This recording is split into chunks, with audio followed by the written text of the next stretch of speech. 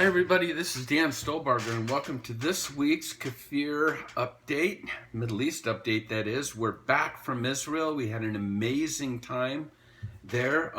We had the opportunity to take our pastor and his wife. We spent about a week and a half together driving around Israel and introducing them to friends and different situations. They'd never been to Israel before. We were excited to be able to do that with them. Feel it's important that this younger generation has the opportunity to make decisions for themselves and not be swayed by a biased media. So I think it's time for at least the generation beneath me to tour the land and see what the Lord is saying to them regarding the Israel of the Bible as well as the Israel today. But following that, we had about 14 folks over there that rolled up their sleeves to participate in our yearly Talmidim work projects. We spent time up in Or Akiva working on a community center there that hosts Holocaust survivors. And then we went up to Migdal, worked with our friend Ted Walker on a project at the community center there, actually the post office. And then we went down to the Wilderness Tabernacle that's about 20 miles north of Eilat and Timnah, and had the opportunity to support a dear friend of ours, Allison, and we actually refurbished many of the items that were in the Wilderness Tabernacle.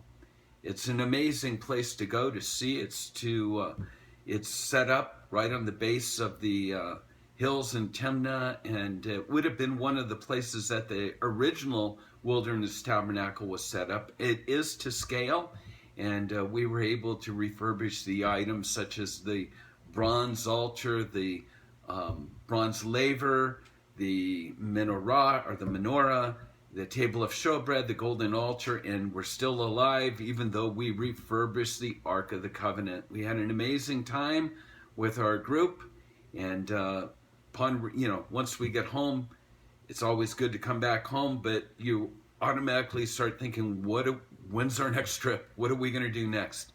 And let me encourage you with that to be praying for Holy Ground in terms of our next trip and tours and work projects and things such as that. You can always check out our website at holygroundexplorations.com. In fact, this presentation for this Middle East update week of February 24th is really just a preview of what you'll find on our site in terms of the PDF PowerPoint. So I'm just going to touch on what you're going to find there and hopefully send you off to that site so you can read in more detail the items that have gone on this week. So Israel, the week of the 24th, what's been going on? Well, we're going to read about the rise of anti-Semitism in a couple different places. We find that Trump has made it crystal clear his support for Israel, although we're going to hear some chiding comments from both Hillary as well as Chelsea Clinton, prompting the president to step up to the plate, which obviously he has.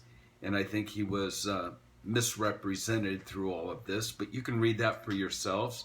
We're going to read about Iran and what's being spewed from Tehran concerning Israel as a cancer, doing its best once again to incite the next intifada. There was a drone that was shot down coming out of Gaza. As I mentioned before, an article on anti-Semitism on the rise, and it's not just in Europe. We're going to talk about some of the things that have taken place here. Did you know that this is the fourth time in the last 5 weeks that Jewish community centers had to be evacuated because of bomb threats in cities such as Birmingham, Cleveland, Chicago, St. Paul, Tampa, Albuquerque, Houston, Milwaukee, Nashville, and Buffalo? All those places. Again, one thing that's notable about that is they're all where? In the USA. at St. Louis Jewish Cemetery. Over 170 headstones were vandalized. Mike Pence was there cleaning up. Sure is good to see our leadership in supporting things and rolling up their sleeves, and it's good to see Pence there. Next article is going to be about what's been going on in Tehran, and again back to the Ayatollah and his incitement. We're going to have an article on dealing with the Hezbollah, again supported by, of course, Iran. The Golan Heights, we had the opportunity while we were in Israel to take a Jeep tour right on the border, right on the Syrian border. Find it interesting that articles this week, both Netanyahu with Trump as well as in Australia, asking for both these nations to recognize Israeli sovereignty over the Golan Heights. Once you've been there and seen what's going on in Syria and see the strategic overlook of Israel, you'll understand why Israel should never consider negotiating any terms that would require them relinquishing the Golan. Friends, it's a mess in Syria. And as we talk about what's going on, let me encourage you to be praying for the peace of Jerusalem, because it's not just all the different factions in Syria, whether it's ISIS or al-Qaeda or Hezbollah, and I can't even mention the other 10 that are probably there. The only thing they all have in common is a common hatred or a historic hatred of Israel. Again, Hezbollah rattling their sabers and claiming what they are going to do to Israel. And then we've got an uneasiness that's taking place with Jordan based on all this talk about a two-state solution, maybe a one-state solution for Jordan. You have to understand that's a threat to them because of the Hashemite kingdom. All the Palestinians, if there's not a two-state solution that would flood back to Jordan, could unseat the king. So you can understand why that's a concern from them. Again, we've got, while we were in Eilat, we had rockets flying over from the Sinai.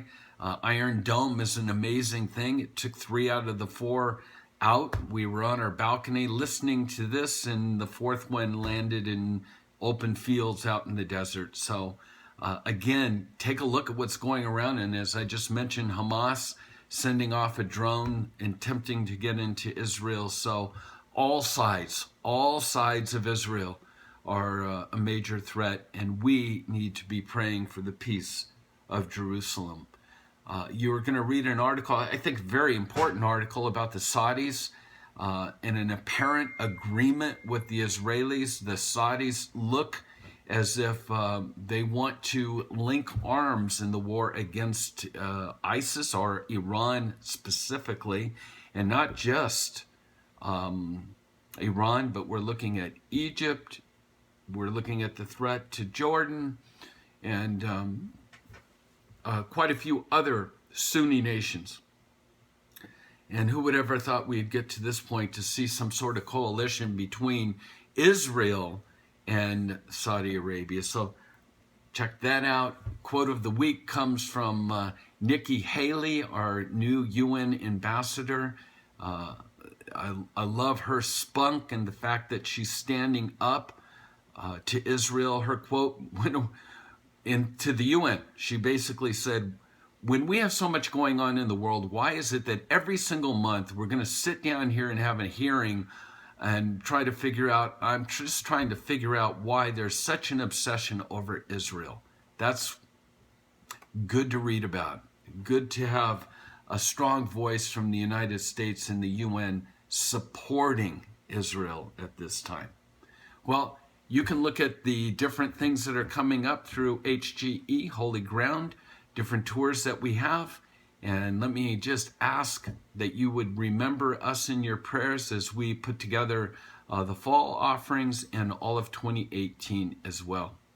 If you haven't been to Israel, pray.